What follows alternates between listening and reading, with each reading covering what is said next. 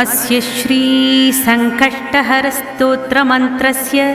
श्रीमहागणपतिर्देवता सङ्कष्टहरणार्थे जपे विनियोगः। ॐ ओङ्काररूपं त्र्यहमिति च परं यत्स्वरूपं तुरीयं त्रैगुण्यातीतनीलं कलयति मनसस्तेजसिन्धूरमूर्तिं योगीन्द्रैर्ब्रह्मरन्ध्रैः सकलगुणमयं श्रीहरेन्द्रेण सङ्गं गं गं गं गं गणेशं गजमुखमभितो व्यापकं चिन्तयन्ति। वं वं वं विघ्नराजं भजति निजभुजे दक्षिणे न्यस्तशुण्डं क्रं क्रं क्रं क्रोधमुद्रादलितरिपुबलं कल्पवृक्षस्य मूले दं दं दं दन्तमेकं दधति मुनिमुखं कामधेन्वानिषेव्यं धं धं धं धारयन्तं धनदमतिमयं सिद्धिबुद्धिद्वितीयम्। तुं तुं तुं तुङ्गरूपं गगनपथिगतं व्याप्नुवन्तं दिगन्ता क्लीं क्लीं क्लीङ्कारनाथं गलितमदमिलल्लोलमत्ताळिमालं ह्रीं ह्रीं ह्रीं ह्रीङ्कारपिङ्गं सकलमुनिवरध्येयमुण्डं च शुण्डं श्रीं श्रीं श्रीं श्रीं श्रयन्तं निखिलनिधिकुलं नौमि हेरम्बबिम्बम्। लौं लौं लौङ्कारमाद्यं प्रणवमयमियं मन्त्रमुक्तावलीनां शुद्धं विघ्नेशबीजं शशिकरसदृशं योगिनां ध्यानगम्यं डं डं डं डामरूपं दलितभवभयं सूर्यकोटिप्रकाशं यं यं यं यज्ञनाथं जपति मुनिवरा बाह्यमध्यन्तरं च हुं हुं हुं हेमवर्णं श्रुतिगुणितगणं शूर्पकर्णं कृपालुं ध्येयं सूर्यस्य बिम्बं हरसि च विलसत्सर्पयज्ञोपवीतं स्वाहा हुं फट् नमो तैर्ठठ ठठ सहितैः पल्लवैः सेव्यमानं मन्त्राणां सप्तकोटिप्रगुणित महिमाधारमीशं प्रपद्ये। पूर्वं पीठं त्रिकोणं तदुपरि रुचिरं शक्कपत्रं पवित्रं तस्योर्ध्वं शुद्धरेखा वसुदलकमलं वा स्वतेजश्च तस्रं मध्ये हुङ्कारबीजं तदनु भगवतः स्वाङ्गषट्कं षडस्रे अष्टौ शक्तिश्च सिद्धिर्बहुल गणपतिर्विष्टरश्चाष्टकं च धर्माद्यष्टौ प्रसिद्धा दश दिश विदिता वाध्वज्जाल्यकपालं तस्य क्षेत्राधिनाथं मुनिकुलमखिलं मन्त्रमुद्रामहेशम् एवं यो भक्तियुक्तो जपति गणपतिं पुष्पधूपाक्षताद्यैः नैवेद्यैर्मोदकानां स्तुतियुतविलसद्गीतवादित्रनादैः राजानस्तस्य भृत्या इव युवतिकुलं दासवत्सर्वदास्ते लक्ष्मी सर्वाङ्गयुक्ता जयति च सदने किङ्करा सर्वलोकाः पुत्राः पुत्रः पवित्रारणभुवि विजयिद्यूतवादेऽपि वीरो यस्येषो विघ्नराजो निवसति हृदये भक्तिभाग्यस्य रुद्रः।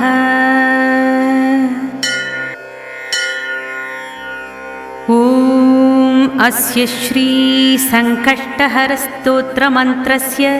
श्रीमहागणपतिर्देवता सङ्कष्टहरणार्थे जपे विनियोगः। ॐ ओङ्काररूपं त्र्यहमिति च परं यत्स्वरूपं तुरीयं त्रैगुण्यातीतनीलं कलयति मनसस्तेजसिन्धूरमूर्तिं योगीन्द्रैर्ब्रह्मरन्ध्रैः सकलगुणमयं श्रीहरेन्द्रेण सङ्गं गं गं गं गं गणेशं गजमुखमभितो व्यापकं चिन्तयन्ति। वं वं वं विघ्नराजं भजति निजभुजे दक्षिणे न्यस्तशुण्डं क्रं क्रं क्रं क्रोधमुद्रादलितरिपुबलं कल्पवृक्षस्य मूले दं दं दं दन्तमेकं दधति मुनिमुखं कामधेन्वानिषेव्यं धं धं धं धारयन्तं धनदमतिमयं सिद्धिबुद्धिद्वितीयम्। तुं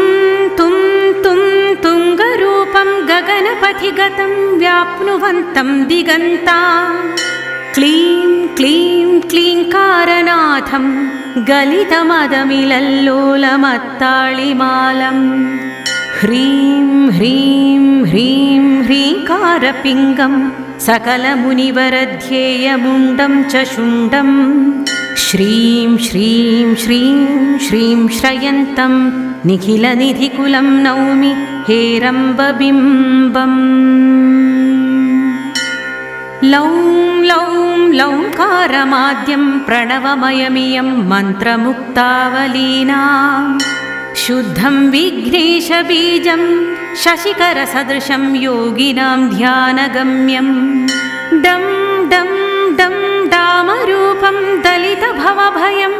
सूर्यकोटिप्रकाशं यं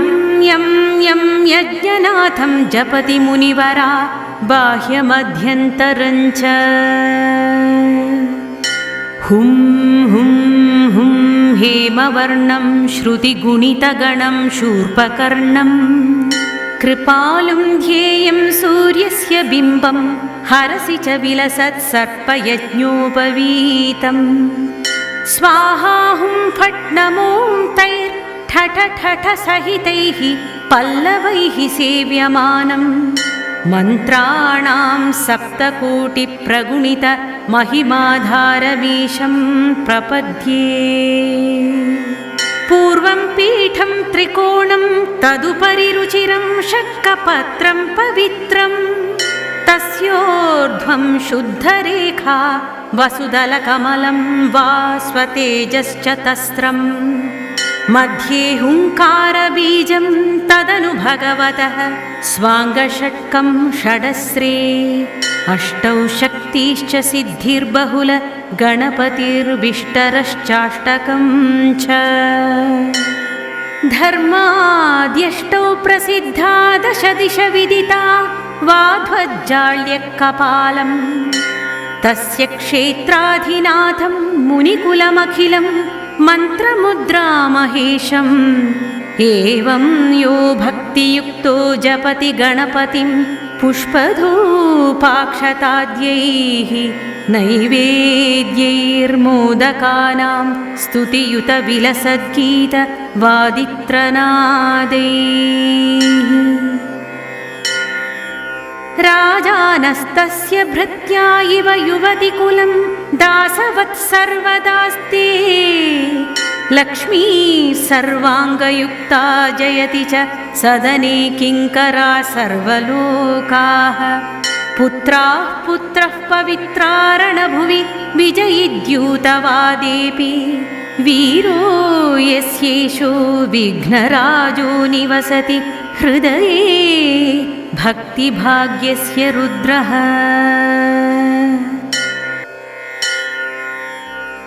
ॐ अस्य श्री सङ्कष्टहरस्तोत्रमन्त्रस्य श्रीमहागणपतिर्देवता सङ्कष्टहरणार्थे जपे विनियोगः। ॐ ओङ्काररूपं त्र्यहमिति च परं यत्स्वरूपं तुरीयं त्रैगुण्यातीतनीलं कलयति मनसस्तेजसिन्धूरमूर्तिं योगीन्द्रैर्ब्रह्मरन्ध्रैः सकलगुणमयं श्रीहरेन्द्रेण सङ्गं गं गं गं गं गणेशं गजमुखमभितो व्यापकं चिन्तयन्ति। वं वं वं विघ्नराजं भजति निजभुजे दक्षिणे न्यस्तशुण्डं क्रं क्रं क्रं क्रोधमुद्रादलितरिपुबलं कल्पवृक्षस्य मूले दं दं दं दन्तमेकं दधति मुनिमुखं कामधेन्वानिषेव्यं धं धं धं धारयन्तं धनदमतिमयं सिद्धिबुद्धिद्वितीयम्। तुं तुं तुं तुङ्गरूपं गगनपथिगतं व्याप्नुवन्तं दिगन्ता क्लीं क्लीं क्लीङ्कारनाथं गलितमदमिलल्लोलमत्ताळिमालं ह्रीं ह्रीं ह्रीं ह्रीङ्कारपिङ्गं सकलमुनिवरध्येयमुण्डं च शुण्डं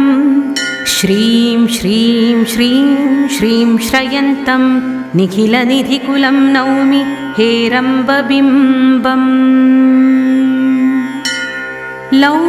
लौं लौङ्कारमाद्यं प्रणवमयमियं मन्त्रमुक्तावलीनां शुद्धं विघ्नेशबीजं शशिकरसदृशं योगिनां ध्यानगम्यं डं डं डं डामरूपं दलितभवभयं सूर्यकोटिप्रकाशं यं यं यं यज्ञनाथं जपति मुनिवरा बाह्यमध्यन्तरं च हुं हुं हुं हेमवर्णं श्रुतिगुणितगणं शूर्पकर्णं कृपालुं ध्येयं सूर्यस्य बिम्बं हरसि च विलसत्सर्पयज्ञोपवीतं स्वाहा हुं फट् नमो तैर्ठठ ठठ सहितैः पल्लवैः सेव्यमानं मन्त्राणां सप्तकोटिप्रगुणित महिमाधारमीशं प्रपद्ये। पूर्वं पीठं त्रिकोणं तदुपरि रुचिरं शक्कपत्रं पवित्रं तस्योर्ध्वं शुद्धरेखा वसुदलकमलं वा स्वतेजश्च तस्रं मध्ये हुङ्कारबीजं तदनु भगवतः स्वाङ्गषट्कं षडस्रे अष्टौ शक्तिश्च सिद्धिर्बहुल गणपतिर्विष्टरश्चाष्टकं च धर्माद्यष्टौ प्रसिद्धा दश दिश विदिता वाध्वज्जाल्यकपालं तस्य क्षेत्राधिनाथं मुनिकुलमखिलं मन्त्रमुद्रामहेशम् एवं यो भक्तियुक्तो जपति गणपतिं पुष्पधूपाक्षताद्यैः नैवेद्यैर्मोदकानां स्तुतियुतविलसद्गीतवादित्रनादैः राजानस्तस्य भृत्या इव युवतिकुलं दासवत्सर्वदास्ते लक्ष्मी सर्वाङ्गयुक्ता जयति च सदने किङ्करा सर्वलोकाः पुत्राः पुत्रः पवित्रारणभुवि विजयिद्यूतवादेऽपि वीरो यस्येषो विघ्नराजो निवसति हृदये भक्तिभाग्यस्य रुद्रः।